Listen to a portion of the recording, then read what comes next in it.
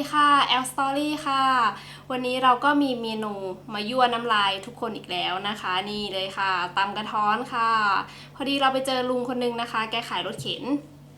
แล้วคนต่อคิวยาวมากค่ะเราก็เลยรู้เลยว่าของลุงต้องเด็ดแน่ๆเลยเราก็เลยจัดเลยค่ะตำกระท้อนนี่เลยโอเคมาลงมือกันเลยนะคะก่อนจะลงมือก็อย่าลืมกด Subscribe แล้วก็กดกระดิ่งให้ด้วยนะคะโอเคค่ะลงมือกินกันเลยโอ้อันนี้เราแช่ตู้เย็นไว้นะคะแล้วก็ค่อยเอาออกมากินเพราะว่าการแช่ตู้เย็นจะทำให้น้ำตำของน้ำตำกระท้อนเนี่ยค่ะมันจะเข้าใน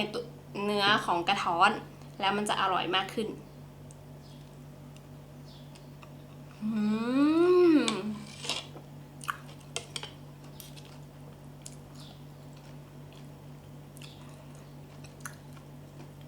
อร่อยจริง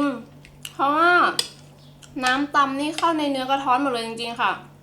อันนี้แช่ไว้1 คืนแล้วนะคะ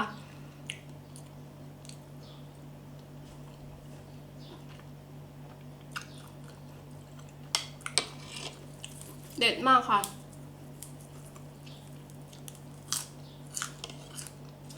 อืมอ๋อเพิ่งเข้าใจว่ากินทันทีกับเอาไปแช่ตู้เย็นก่อนกินจะเป็นยังไงแบบนี้อร่อยกว่าค่ะ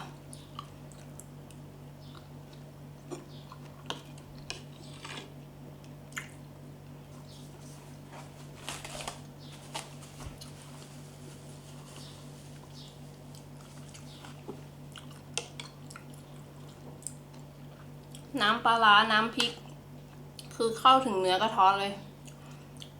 อ๋อ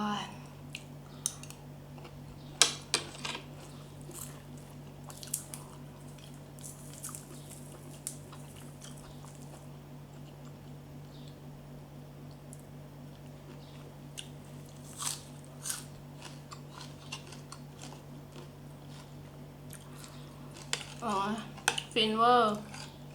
อร่อยมากเข้าใจเลยว่าทำไมคนถึงซื้อลุงต่อแถวยาวขนาดนั้นอืมครบรสเลยค่ะ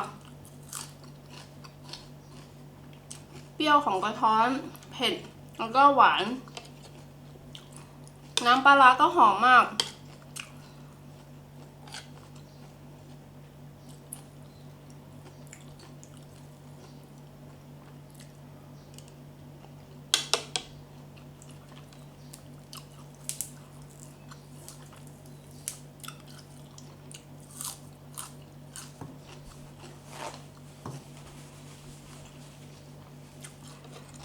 เมนูระบาย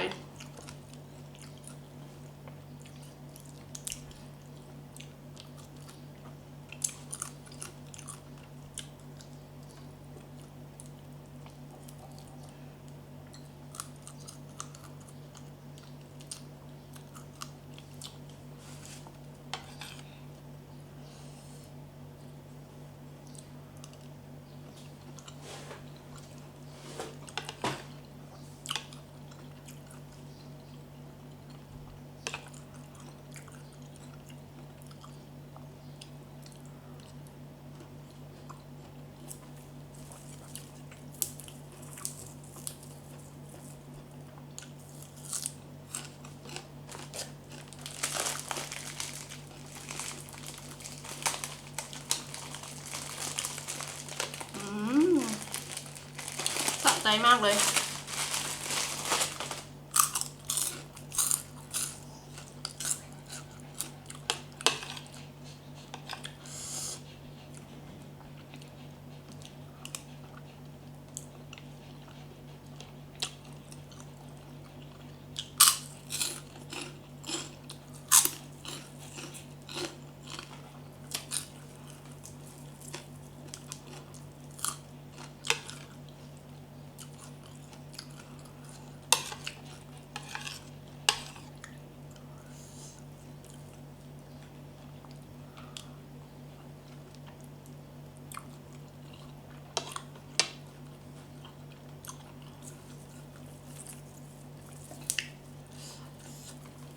สุดยอด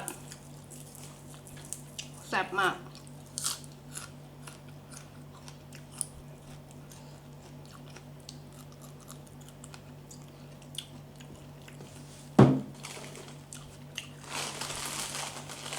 โอ้ยแซ่บ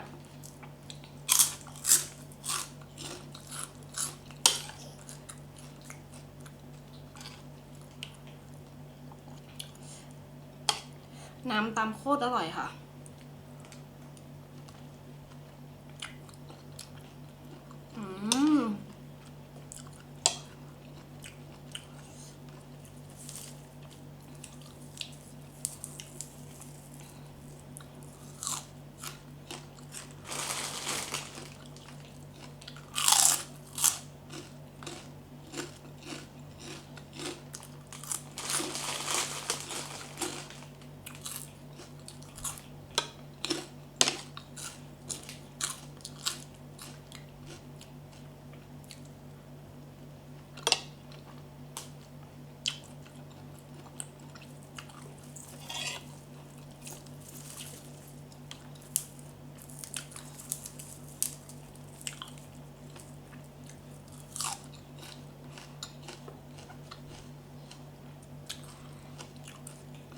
อร่อยขนาดนี้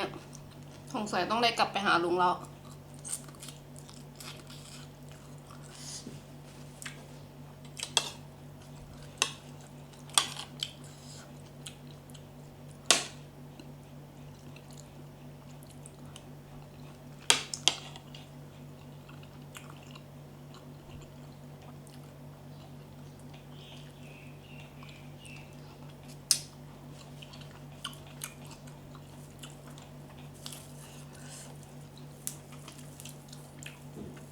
โอ้ยเปรี้ยว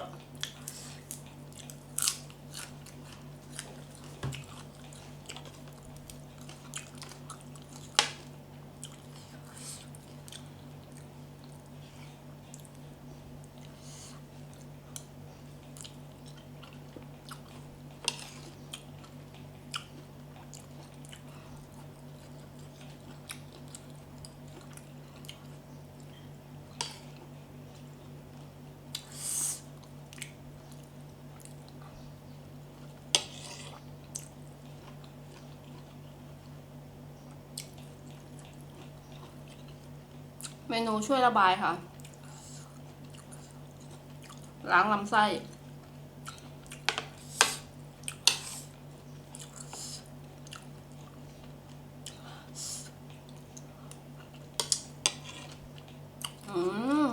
อร่อยแซ่บจริงๆน้ำตำโคตรอร่อย